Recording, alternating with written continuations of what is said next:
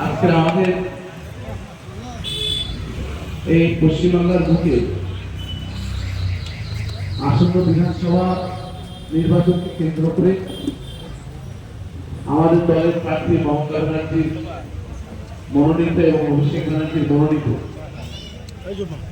এবং আমাদের সকলের সমর্থিত প্রার্থী এখানে উপস্থিত আমাদের মহিলা ডাক্তারবাবু, আমাদের মাস্টারমশাই, আশীর্বাদা থেকে শুরু করে কবিতা সমস্ত আমাদের যারা দলের সাথী কর্মী আছে সবাই এসেছেন এবং আপনারা যারা সামনে আছেন বলার অপেক্ষা রাখি না। আমরা জানি যে আগে বললো যে না ওখানে একটা মিটিং করতে হবে। মিটিং কোথায় করে? মিটিং কোথায় করে? যেখানে সবার সাথে কথা বলে।